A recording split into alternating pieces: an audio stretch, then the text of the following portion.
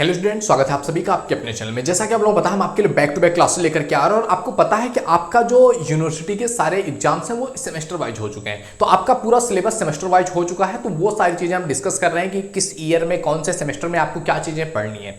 तो आज हम बात करने वाले हैं नवीनतम सीबीसीएस पाठ्यक्रम के अनुसार नया सिलेबस 2023 का होगा। किसका सिलेबस है ये? बीए फर्स्ट ईयर के प्रथम सेमेस्टर का एजुकेशन का, शिक्षा शास्त्र का।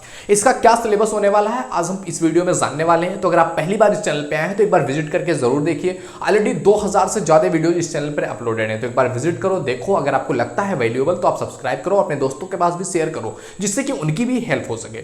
तो आज हम बात करने वाले हैं प्रथम सेमेस्टर के बारे में, बीए फर्स्ट ईयर के शिक्षा शास्त्र का, जिसका नाम है conceptual framework of education. Education का कॉन्सेप्चुअल फ्रेमवर्क क्या है, जो आप एक तरीके से कह सकते हो कि एजुकेशन को लेकर के इसका जो संप्रत्यय, जो एक फ्रेमवर्क है कि किस किस तरीके से एजुकेशन होना चाहिए, कैसे एजुकेशन देना चाहिए, वो चीजें क्या है, उन सभी चीजों के बारे में इस जो सेमेस्टर है इसमें यही पढ़ना है। अब इसमें देखो, आप कोई भी सेमेस्टर यूज कर रहे हो या कोई भी सब्जेक्ट ले रहे हो, उसमें आपके कितने यूनिट होते हैं? 8 यूनिट। आई होप ये इतना तो सभी को क्लियर होगा। अब इसमें देखते हैं एक एक यूनिट में क्या क्या चीजें हमको पढ़नी है, क्या चीजें समझनी है। जैसे कि आप देखो यूनिट नंबर 1, यूनिट नंबर 1 में हमको क्या पढ़ना है? एजुकेशन कॉन्सेप्ट एंड एम, यानी कि एजुकेशन मीन शिक्षा का कॉन्सेप्ट और एम। शिक्षा का संप्रत्यय क्या है, कॉन्सेप्ट क्या है, और शिक्षा का एम क्या है, उद्देश्य क्या है। अब इसमें कई सारी चीजें इसके सब पार्ट के अंतर्गत आएंगी जिसको हमें पढ़ना पड़ेगा। जैसे कि पहला चीज इसमें आता है कि प्राचीन भारतीय ज्ञान और परंपरा, कि प्राचीन जो भारतीय ज्ञान है, परंपरा है, उसकी क्या इंपॉर्टेंस है, उसके क्या उद्देश्य हैं, उसकी लाइफ में क्या जरूरत है, तो वो चीजों के बारे में पढ़ना है। जीवन की संकल्पना क्या है, इस चीज के बारे में समझना है। गुरु और शिक्षा की संकल्पना क्या है, कॉन्सेप्ट क्या है, इन चीजों के बारे में समझना है कि गुरु क्या होता है, एजुकेशन क्या है, दोनों का कनेक्शन क्या है, जीवन की संकल्पना क्या है। तो ये सारी चीजों के बारे में पढ़ना है। नेक्स्ट इसमें आता है आपका कि शिक्षा का अर्थ और प्रकृति, कि एजुकेशन आखिर होता क्या है, एजुकेशन के जो प्रकृति है, एजुकेशन का नेचर है वो कैसा है, विद्या और ज्ञान में क्या जो है समानता है, क्या अंतर है, क्या डिफरेंस है, इन चीजों के बारे में पढ़ना है। अगला चीज, शिक्षा के उद्देश्य से जो एजुकेशन दिया जाता है, हर एक चीज का कुछ ना कुछ अपना उद्देश्य होता है। आप जीवन में कुछ भी कर रहे हो, उसके पीछे कुछ ना कुछ आपकी क्या होता है, उद्देश्य होता है कि ये चीजें करके मैं यहाँ पहुंचूंगा, ये अचीव करूंगा लाइफ में। तो जो एजुकेशन है, तो एजुकेशन का उद्देश्य क्या है? इसके कई सारे व्यक्तिवादी उद्देश्य हैं कि एक व्यक्ति अपने आप को इनहेंस करता है, उसकी ओवरऑल पर्सनालिटी डेवलपमेंट होती है, उसको सामाजिक जो विकास होता है उसका, समाज में रहने, समाज में किस तरीके से रहना है, जो भी चीज़ें हमारे समाज की एक परंपरा है उसको सीखना, ये सारी चीज़ें सामाजिक में आज गया। लोकतांत्रिक चीज़ों को सीखना, व्यवसायिक भी इसका उद्देश्य है कि व्यक्ति जो सीखता है, जो पढ़ता है, जो शिक्षा से वो क्या करता है, उसको अपने व्यवसाय में इम्प्लीमेंट करता है और व्यवसाय करता है जिससे उसकी रोजी रोटी चलती है।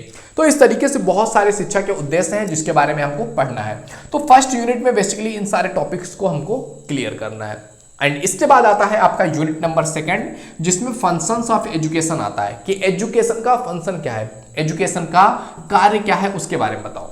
तो जो हम शिक्षा लेते हैं या हम शिक्षा ग्रहण करते हैं या हम किसी को शिक्षा देते हैं, उसके पीछे रीजन क्या होता है, वो कारण क्या होता है और काम क्या होता है उस शिक्षा का। तो देखो, पहली चीज है कि सांस्कृतिक विरासत का हस्तांतरण, यानी कि हमने कुछ ना कुछ अपने पूर्वजों से ग्रहण किया हुआ है। हमारे कुछ ना कुछ सोच विचार, हमारी मान्यता, हमारी सामाजिक, राजनीतिक, आर्थिक, या फिर हमारा जो भी एक जो एक कॉन्सेप्ट हमारे माइंड का है, हमारी सामाजिक डेवलपमेंट हुई है, वो कहीं ना कहीं किससे हुआ है? हमारे पूर्वजों से। तो वो चीज़ें हमारे पूर्वजों से हमको मिला और हमसे क्या करना है, उसको जो सांस्कृतिक विरासत है उसको अपने आने वाली पीढ़ी को हस्तांतरित करना। तो एजुकेशन का एक काम है कि जो भी चीज़ें हम सीखते हैं, हम जानते हैं, वो अपने आने वाली जनरेशन तक पहुँचाएंगे। सेकंड है मानवीय मूल्यों पर पीढ़ी दर पीढ़ी हस्तांतरण, यानी कि मानवीय जो मूल्य है, जो सिस्टम है, जो कल्चर है, उसको क्या होता है, पीढ़ी दर पीढ़ी हस्तांतरित होता रहता है, सीखते रहते हैं। अगला चीज है राष्ट्रीय एकीकरण हेतु शिक्षा, यानी कि एजुकेशन देकर के हम समाज में जो छोटी मोटी एक दूसरे को लेकर के जो है बुराइयां हैं, एक दूसरे को प्रति घृणा है, उन चीज़ों को खत्म करके राष्ट्रीय एकीकरण कर सकते हैं।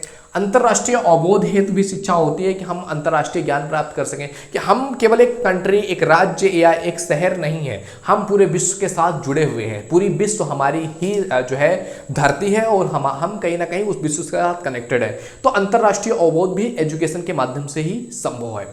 अगला चीज आता है आपका एजेंसीज ऑफ एजुकेशन, एजुकेशन की एजेंसीज, एजेंसीज मीन्स होता है आपका अभिकरण, कि कौन कौन से अभिकरण है, कौन कौन से तरीके हैं जिस तरीके से हम एजुकेशन दे सकते हैं, एजुकेशन सिखा सकते हैं। तो इसमें देखो एक तरीका आता है औपचारिक तरीका, जो कि आप जो भेजते हो स्कूल में, कॉलेज में, मतलब जो एक तरीके के संस्थागत तरीके से चल रहा होता है कि हाँ यहाँ जाकर के हमको एजुकेशन मिलेगा, औपचारिक। अनौपचारिक मतलब जो संस्था के रूप में ना चल रहा हो, जैसे कि बिजनेस ऑर्गेनाइजेशंस हो गए, आपके सामाजिक मूवमेंट्स हो गए, तो यहाँ से भी व्यक्ति सीखता है, तो वो अनौपचारिक हो गया। नौपचारिक हो गया जैसे कि आप डिस्टेंस लर्निंग देख सकते हो, जैसे कि इग्नू हो गया, और भी कई सारे डिस्टेंस लर्निंग है कि मतलब वहाँ से हम सीखते हैं। तो ये अभिकरण हो गए, एजेंसीज हो गए एजुकेशन के। थर्ड यूनिट में ये पढ़ना है। फोर्थ यूनिट में पढ़ना है आपको इंडियन कॉन्स्टिट्यूशन एंड एजुकेशन, यानी कि भारतीय संविधान और शिक्षा, यानी कि भारतीय संविधान क्या है, भारतीय संविधान में शिक्षा को लेकर के क्या कहा गया है, भारतीय संविधान में शिक्षा की क्या इंपॉर्टेंस दिखाई गई है, भारतीय संविधान ने शिक्षा को कितना ज़्यादा जरूरी समझा, और क्या क्या चीज़ें एजुकेशन के बारे में भारतीय संविधान ने कहा हुआ है, उस चीज़ के बारे में पढ़ना है यूनिट नंबर 4 में। इसके बाद आता है आपका यूनिट नंबर 5, जिसमें आपको pre primary education, primary education से पहले के एजुकेशन को क्या कहेंगे, प्री प्राइमरी एजुकेशन, यानी कि पूर्व माध्यमिक शिक्षा। तो सबसे पहले हमको क्या समझना पड़ेगा कि पूर्व माध्यमिक शिक्षा का अर्थ क्या है, क्या होता है पूर्व माध्यमिक शिक्षा, पूर्व माध्यमिक शिक्षा का उद्देश्य क्या है, और पूर्व माध्यमिक शिक्षा का महत्व क्या है, इस चीज के बारे में हमको सबसे पहले समझना पड़ेगा। नेक्स्ट आता है पद्धतियां, कि पूर्व माध्यमिक शिक्षा को इफेक्ट करने वाली, समझने वाली, समझाने वाली क्रिया क्या होती है। तो उसमें पद्धतियां आती हैं आपकी, डाल्टन की पद्धति आ गया, मॉन्टेसरी पद्धति आ गया, किंडरगार्टन पद्धति आ गया। तो ये सारी पद्धतियों का यूज करते हैं जब बच्चे को, मतलब जैसे कि एलकेजी में जाने से पहले हम क्या करते हैं, उसको किंडरगार्टन में डालते हैं। ये आप नॉर्मली देख पा रहे होंगे अपनी सोसाइटी में। तो ये कुछ पद्धतियां, कुछ लोग डाल्टन पद्धति से, कुछ मॉन्टेसरी पद्धति से पढ़ाते हैं, और कुछ किंडरगार्टन पद्धति। अगला चीज है नई शिक्षा 2020 में जो आया हुआ है, और पूर्व माध्यमिक जो शिक्षा है, इन दोनों का कनेक्शन क्या है, इन दोनों में जो है एक दूसरे के साथ जुड़ाव क्या है, ये दोनों एक दूसरे से डिफरेंस क्या है, इनमें चेंजेस क्या आए हुए हैं, ये सारी चीजों के बारे में आपको पढ़ना है यहाँ पर। तो ये था यूनिट नंबर 5। यूनिट नंबर 5 में ये सारी चीजें आपको पढ़नी है। अब आइए देखते हैं यूनिट नंबर 6 में हमको क्या पढ़ना है। आपका primary and secondary education. Primary and secondary education मतलब प्राथमिक और माध्यमिक शिक्षा। प्राथमिक और माध्यमिक शिक्षा के बारे में समझना है कि प्राथमिक और माध्यमिक शिक्षा किस तरीके से ऑपरेट होता है इंडिया में।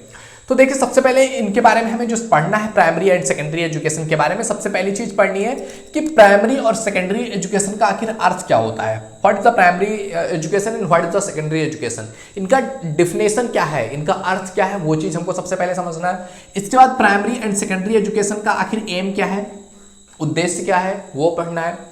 उसके बाद इसका इंपॉर्टेंस क्या है, इसका महत्व क्या है, ये चीज पढ़ना है। तो प्राइमरी एंड सेकेंडरी एजुकेशन का अर्थ, उद्देश्य और महत्व पढ़ना है आपको 6th यूनिट में। और पढ़ना है कि भारत में प्राथमिक शिक्षा की वर्तमान स्थिति क्या है, कि जो प्राथमिक शिक्षा दी जाती है 1 to 5 क्लास तक की, वो प्राथमिक शिक्षा जो है वो भारत में उस प्राथमिक शिक्षा की वर्तमान में स्थिति क्या है, क्या वो अच्छी है, बुरी है, क्या सिचुएशन है, क्या प्रॉब्लम है, क्या अच्छाइयाँ हैं, उस चीज के बारे में डिस्कस करनी है। तो यूनिट नंबर 6 में आपको इन सारी चीजों के बारे में बात करनी है। इसके बाद आ जाता है आपका यूनिट नंबर 7, जिसमें पढ़ना है हायर एजुकेशन, यानी कि उच्च शिक्षा के बारे में पढ़ना है कि अगर हायर एजुकेशन के बारे में बात किया जाए तो इंडिया में हायर एजुकेशन की क्या चीजें हैं।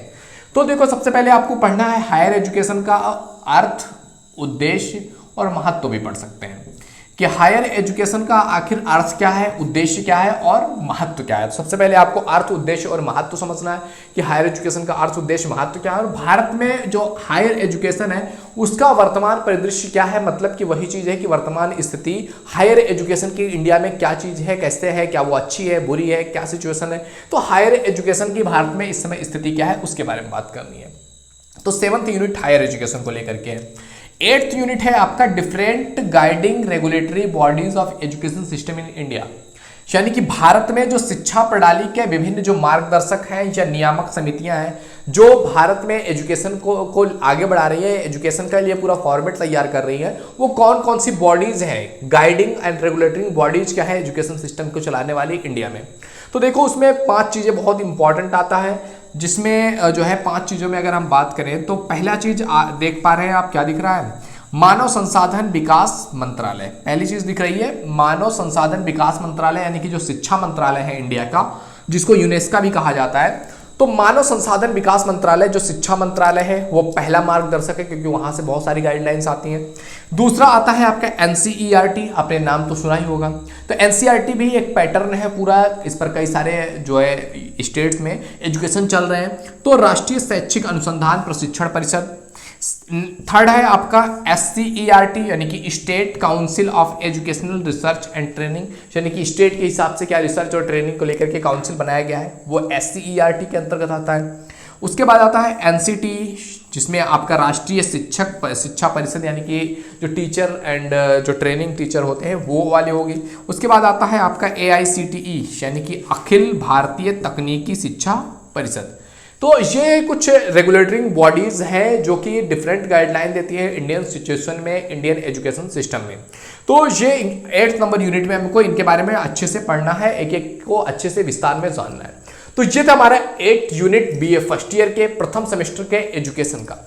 आई होप ये वीडियो तुम्हें पसंद आया होगा। वीडियो पसंद आए तो लाइक जरूर कीजिए। पहली बार चैनल पे आए please visit the channel. If you think it is valuable तो आप सब्सक्राइब भी कर सकते हैं। आने वाली वीडियोज को नोटिफिकेशन पाने के लिए चैनल को सब्सक्राइब करके बेल आइकन हिट कर लीजिए। ओके मेरे दोस्त, तो मिलते हैं आपसे अगले वीडियो में। तब तक के लिए जय हिंद, जय Bharat, thank you, bye bye.